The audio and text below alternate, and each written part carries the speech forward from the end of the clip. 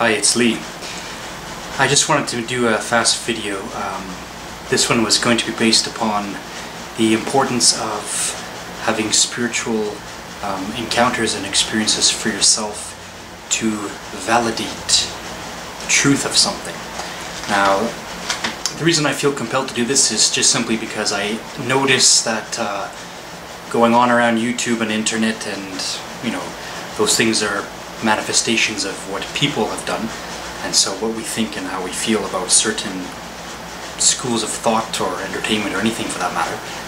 But I've noticed that a lot of people have very strong opinions, and that they very much are often, and maybe more often than not backed up by their own experiences in a matter. Now, since I make videos having to do with spirituality and whatnot, and philosophy and whatnot, this is what it covers. I'm not going to talk about, you know, other preferences of different things.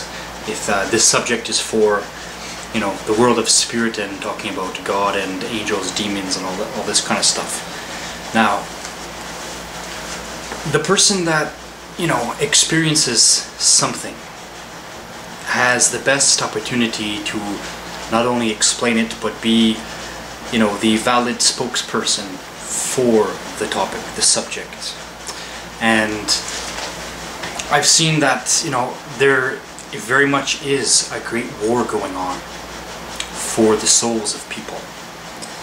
And there are those of a faction that are for our best interest, and there are those that are of a faction for not our best interest, our detriment.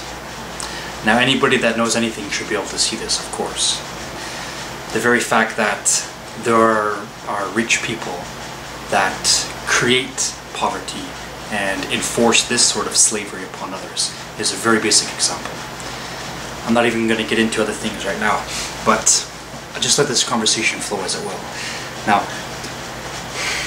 I feel a little bit concerned for a lot of people that are having great difficulties, because in this, you know, age of information, and it certainly is, there is a lot of access to a lot of schools of thought, a lot of opinions, a lot of ideas, and I think it's very, very important to really validate.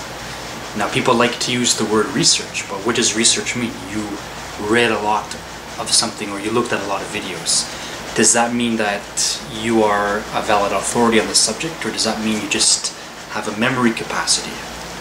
You see, that was always a difference, even in, you know, in grade school and whatnot, when people did good on tests. Was that their ability to grasp the subject and further purport upon it and go with it and even make it better? Or was it just a matter of, oh, I memorized this and that's what the teacher wants? So there is this great dilemma going on. Now, with the advent of, and it's started in the West, we are the ones that have it the best right now, the ability to dislodge from the current paradigms of religious control and to question the authority of the state and whatnot. It's very common, for example, for people not to go to church as opposed to go to church. It's very common, and it's commonly accepted. Whereas in other places, you won't see it as much, perhaps. So we're very lucky to be in countries or areas where we're allowed to have free thought without the fear of being reprimanded or disciplined from it. And that's very important.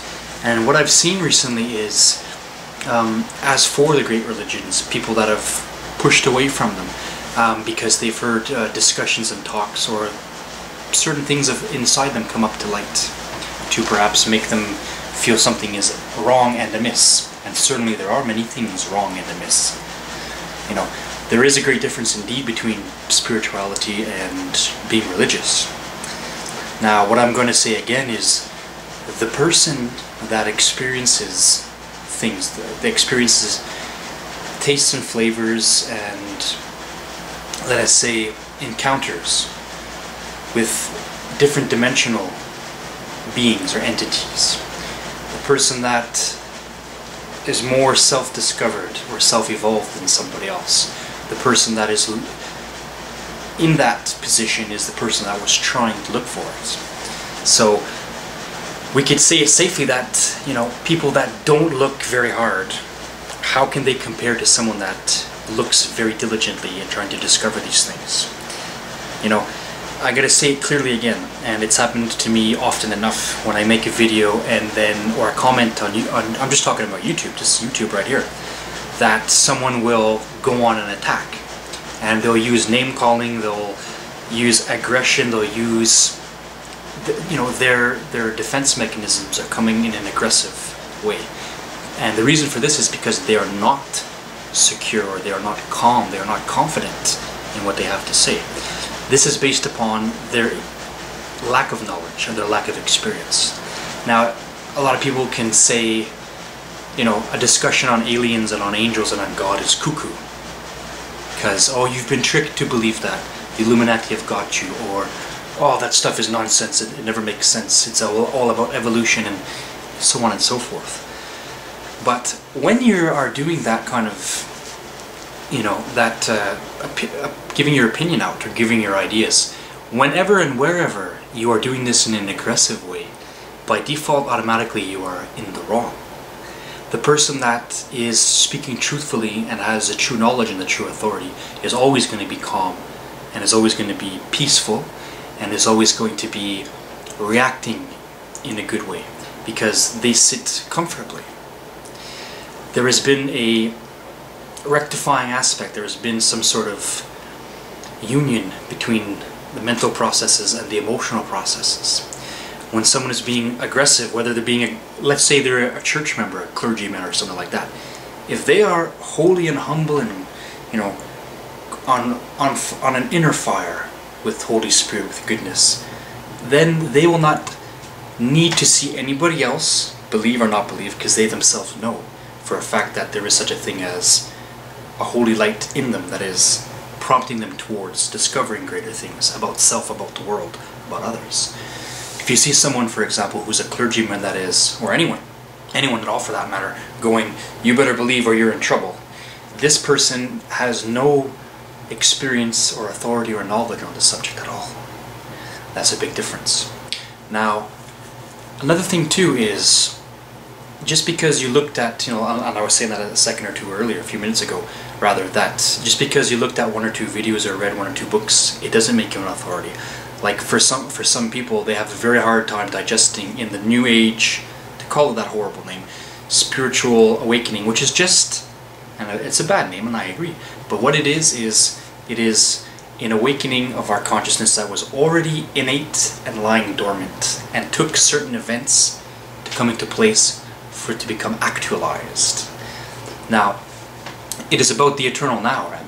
To put it bluntly. It is about the recognition of the eternal now, what was always there. We are not at a process of evolution in the sense that this is a new thing and the greatest thing since sliced bread. This is a matter of our, for lack of better terms, in these human languages that don't always do the best, but to vibrate into a state of awareness that is very correct and valid, as opposed to, you know, being jumbled about. It takes time for us to filter things down. It takes even time for me to say something when I'm trying to process a lot of things at once and try to think ahead of the conversation. I don't use bullets anymore or anything like that. But anyways, I've seen that people have watched one or two videos, or they heard about one or two conspiracy theorists, and then they have this great notion that they have an idea. Well, I want to suggest something. There are dark forces and bad powers that wish to keep you, for lack of a better word, stupid and dumbed down. So your growth process, your soul's growth process, your ability to sort out what is false and what is mundane, and to link with, to use the old yoga word, to huge with the divinity, with the great bliss of self and of the beyond. And they want you to think certain things. They don't mind being very intelligent and subversive and schematic in their ways. They will even use people that are supposed conspiracy theorists, and they'll get them to go and say things, and they'll confuse everybody. And this is something to be very careful about. Now, I can ramble on, but I guess to wrap up the video, the main point is the mystic or the shaman, or whatever word, there's no word for it, the person that delves deeply with fear or with not fear, and it's usually a mixture of the two, depending, into the discovery of mysteries, often as if almost in a self-sacrificial way. And the bravery comes by this because you have trust that you will be alright, you will find the right answer. So, book knowledge is one thing. Looking at a lot of videos is another thing. Your opinions can be swayed about and buffeted about. The wind changes direction and the grass goes in another way. And the dark forces, whether you want to call them Illuminati, world governments, etc., they have a fun time blowing people about. I see a lot of people that know very little about the astral world or multidimensional encounters or anything like this, and yet they imagine to know much. I myself, I'll never dare claim that I know all the mysteries of this universe. I'm far from it. But the point is, I know what I have encountered and what I have experienced, and it is good, and it is true. So just keep that in mind. If we're going to look at any topic, we might as well run the full race, as opposed to stopping halfway as soon as it gets a little bit satisfying for us. That often ends up being a detriment against us. You know, like there are many enemies to a person on the path of knowledge, and one of them is smugness and overconfidence in the wrong way. Because simply you repeated what someone else said, that's second-hand knowledge. Now I am somewhat of a mystic and somewhat of a shaman, and I will repeat to you what other great mystics and shamans have been saying the whole time. Investigate for yourself. Don't take someone else's word for it. Understand that holiness and light is and are the all-encapsulating energies of all things. There is a God. You and I are not equal to God. We are part and parcel. We are an extension. In this sense, we are a God. But there is that which is first cause. That which is the underlying life force of all. Just like I am not exactly you and you are not exactly me. But there is something similar giving us the energy of life. And I will say this also, that the dark side is also very real. And trying to ignore things doesn't stop them from existing. People that I've encountered, you know, shadow people or the old hag syndrome and different names it's given. This has been and let's be happy enough that these things have been happening thousands of years. People have always encountered it. When you yourself encounter something, then you will instantaneously be able to see when someone else is speaking about it, and you'll say, hey, that exactly the same thing happened to me. Not that there won't be people to make up lies about it here and there. I saw a UFO and they never did. Whereas someone will say, I saw a UFO, and they certainly did.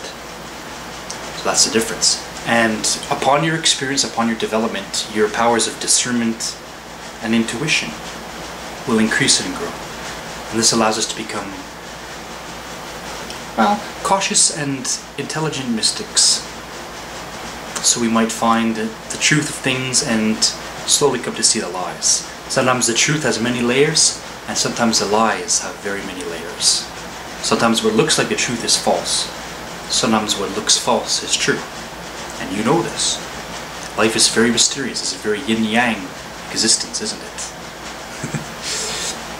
But, well, I guess that's it for now. I'm a little tired this afternoon, but that's just my simple thought about it. It's really important to experience things for yourself. And in relation with my other videos about personal spiritual experiences, this is linked with that.